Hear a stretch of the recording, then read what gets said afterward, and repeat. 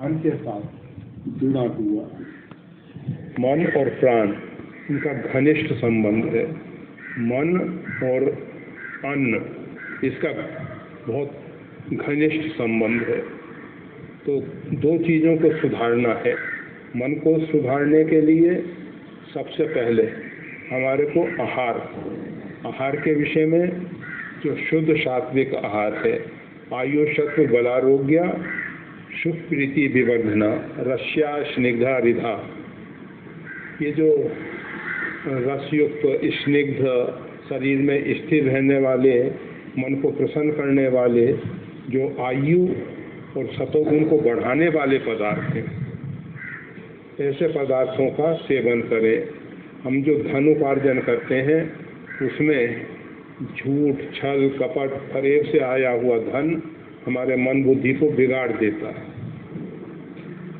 इसलिए सही ढंग से अर्थोपार्जन हो और वो अर्थ से उपार्जित जो भी खाद्य सामग्री है, उस खाद्य सामग्री को सही ढंग से भगवान के लिए तैयार करें। भगवान तुम्हें निवेदित भोजन करें, भगवत प्रसाद रूप में प्रसाद पाएं और प्रसाद को पाते समय भी यही भाव रहे कि परमात्मा जठराग्नि रूप में इस अन्न को ग्रहण कर रहे हैं। और इस प्रकार के पवित्र भाव से भर के भोजन किया जाए। बनाने के समय पवित्र भाव रखा जाए और जातिगत जो वस्तुएं हैं उनमें सात्विक हों। बहुत सी चीज़ें लगता है कि शारीरिक स्वास्थ्य के लिए अच्छी हैं, परंतु हमारे मन बुद्धि पे उसका विपरीत असर होने की संभावना है। इसलिए ऐसे पदार्थ ग्रहण न किए जाएं और खुराक सही रखी जाए। इसके बाद संसर्गजा गुण दोषा भवन्ति, संसर्ग के द्वारा गुण दोष पैदा होते हैं। इसलिए सज्जनों का ही संग करें। सद साहित्य इत्यादि ही टीवी इत्यादि पे या आपके मोबाइल में नेट के माध्यम से जो भी आप देखते हैं वो सब में सात्विक हो। और फिर समय पे जब आपका पेट खाली हो, मौसम में थोड़ी ठंडक हो, गर्मी में प्राणायाम अच्छा नहीं है, उस समय भस्त्रिका और कपालभाति इत्यादि करके फिर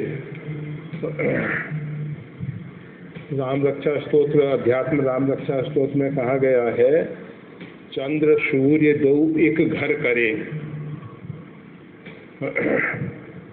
चंद्र को सूर्य के घर में ले जाना है, अर्थात ये जो ईड़ा नाड़ी से प्राण जाता है, अर्थात चंद्र स्वर से, और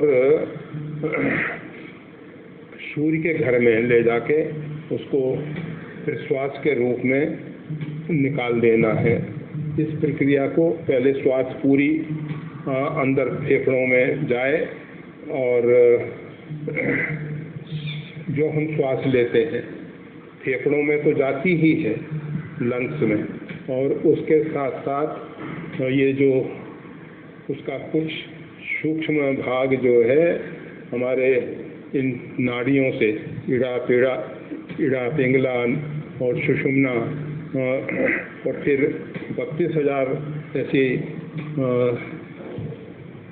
नाड़ियाँ हैं जिसमें वायु शरीर में प्रवाहित होता है, तो वो सब जगह फैलता है। तो उस श्वास को पूर्ण रूपेण चंद्र स्वर से लेना है। कौन से स्वर से हम ले रहे हैं उसका असर हमारे मन बुद्धि पे होता है। और फिर उसको सूर्य के घर में स्थापित करना है और फिर श्वास के रूप में सूर्य मतलब दाहिने ओर के छिद्र से उसको निकाल देना है। इस प्रक्रिया को 27 बार करें और 27 के 4 मतलब 108 बार तक इसको बढ़ाएं। धीरे धीरे क्रमशः, एक दिन में नहीं, कुछ दिन तक 27 भी पहुंचने के लिए कुछ दिन धीरे धीरे ही बढ़ाएंगे। फिर इस प्रक्रिया को करने के बाद आज्ञा चक्र पे परमात्मा के तेज का ध्यान करें, परमात्मा से प्रार्थना करें कि प्रभु ये मन बुद्धि सब आपने दिए हैं, हम अपने मन बुद्धि को आपको समर्पित नहीं कर सकते हैं। आपने कहा है मैं अर्पित मनोबुद्धियों, भगवान गीता में कहते हैं कि मन और बुद्धि को मेरे लिए समर्पित कर दे, परंतु हम नहीं कर सकते हैं। हमारा मन हमारे बस में नहीं है। शब्दों में हम कह देते हैं, अंदर कभी कभी ये पवित्र भाव भी आता है कि मन बुद्धि को भगवान के चरणों में समर्पित कर दिया जाए, परंतु हम नहीं जानते कि किस प्रकार से मन बुद्धि को भगवान के लिए समर्पित किया जा सकता है। आप कृपा करके इस मन बुद्धि को श्यम बलात् जबरदस्ती हठपूर्वक, भगवान ने, वो गोस्वामी तुलसीदास जी कहते हैं हठी हठी अधम उधारे, मतलब बलपूर्वक बलात् अधम का उद्धार किया है। तो ये हमारा जो मन बुद्धि अधोगति की ओर जा रहा है, उससे उसको निकाल के ऊर्ध्वगति की ओर ले जाना है। तो हम ये मन बुद्धि आपके लिए समर्पित कर रहे हैं, आप इसको स्वीकार करें। जबरदस्ती हम छोड़ना नहीं चाहेंगे कि हमारा मन हम छोड़ सकें। बुद्धि हमारी हमेशा अहंकार से भरी रहती है कि मैं जो सोचता हूँ, मैं जो कहता हूँ, मैं जो करता हूँ वो सही है। तो इस प्रकार का जो अहंकार अभिमान है, उसको प्रभु आप कृपा करके हमसे छीन लें, जबरदस्ती छीन लें। हम नहीं छोड़ सक रहे हैं और भगवान से प्रार्थना करनी चाहिए। हृदय से की गई प्रार्थना भगवान सुनते हैं और ये प्राणायाम के द्वारा मन वैसे नियंत्रित हो जाता है। और जब इस प्रकार से प्रार्थना करेंगे आप, तो परमात्मा की कृपा और करुणा से ये मन सही रह सकेगा। और ये मन अगर सही रहेगा तो स्वाभाविक जो मन का स्वभाव है वो शांत है। हमारे अंदर जो इच्छाएं पैदा होती हैं, आकांक्षाएं होती हैं, उसके कारण ये मन चंचल होता है। जैसे जल अपने आप में शांत है, पवन के झोंकों से, पवन के झंझावात से तो जल अस्थिर होता है। तो जब हमारा मन शांत रहेगा, स्थिर रहेगा, तो फिर इस स्वाभाविक परमात्मा के स्वरूप में हमको स्थित करेगा। हम परमात्मा से अलग नहीं हैं, न अलग हो सकते हैं। संसार की कोई ऐसी ताकत नहीं है जो हमको परमात्मा से अलग कर सके। केवल हमारा अभिमान और हमारा अहंकार हमारे और परमात्मा के बीच में पर्दा बना हुआ है। यही सबसे बड़ा अवरोध है। तो ये अवरोध भगवान की कृपा से, अपने साधन से नहीं, भगवत कृपा से ये दूर हो जाएंगे। और जब ये दूर हो जाते हैं तब फिर मन जो है सहज ही भगवान के चरणों में लगा रहेगा। चरणों में लगने का मतलब निरअभिमान। चरण जो है, हम किसी के भी चरण स्पर्श करते हैं तो सीधा हमारा ये जो गर्व भरा, अभिमान भरा मस्तक है वो झुकता है।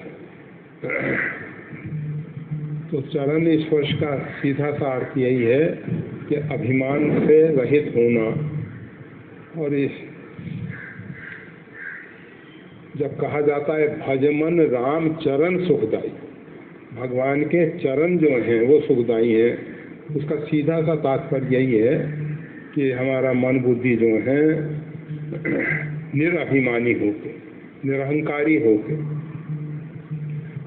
भगवान के चरणों में लगे। और भगवान की कृपा और करुणा के बिना ये संभव नहीं है। आत्म भाव से भगवान से प्रार्थना करें कि प्रभु हमारा मन इधर उधर क्यों भटकता है, ना चाहते हुए भी गलत दिशा में क्यों जाता है, आप इसको बलपूर्वक रोक लीजिए। गोस्वामी तुलसीदास जी ने विनय पत्रिका में जो पद लिखा है, प्रभु जी मोरो मन हठ न तजे, हों हारियों कर जतन विविध विधि, अक्षय प्रबल अजय। हम सब के लिए एक संबल है। उस प्रकार से हम भगवान से प्रार्थना करें कि प्रभु ये हमारा मन जो है अपने दुराग्रह नहीं छोड़ रहा है, ये हमको जबरदस्ती इस भवाटवी में फंसाने के लिए बाध्य कर रहा है। आप ही कृपा करें, आप ही कृपा करें। गोस्वामी तुलसीदास जी ने उस पद में कहा है, जिस प्रकार से मछली पकड़ने वाला एक कांटा होता है अंकुश, उसमें उसके मछली के खाने योग्य कोई आहार लगा देता है, उसको जल में फेंकता है, मछली उस आहार के कारण उसमें फंस जाती है। तो गोस्वामी तुलसीदास जी कहते हैं, परम प्रेम मृदु चारो। आपका जो परम प्रेम है, परम प्रेम क्या है? स तस्मिन परम प्रेम रूपा भक्ति। भक्ति को नारद भक्ति सूत्र में स्पष्ट कहा गया है। अथा तो भक्ति व्याख्यायाम, भक्ति की व्याख्या करते हुए नारद जी कहते हैं कि परम प्रेम ही भक्ति है। तो ये परम प्रेम मृदु चारो, भगवान की भक्ति रूपी मृदुल चारा इस मन को फंसा ले और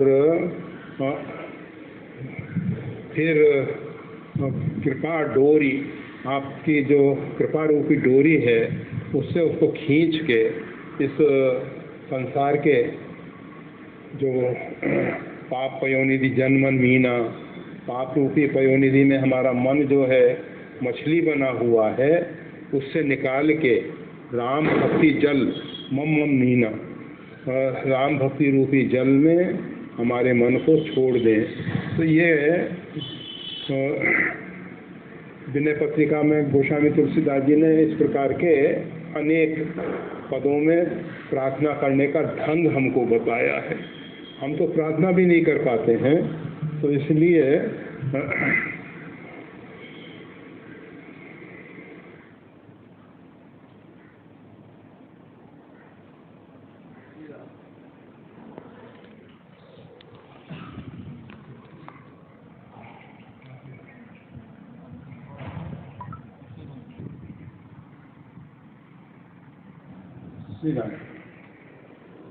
बस समय हमको कह रहा है कि नहीं ज़्यादा बैठ सकेंगे। जय श्री राम।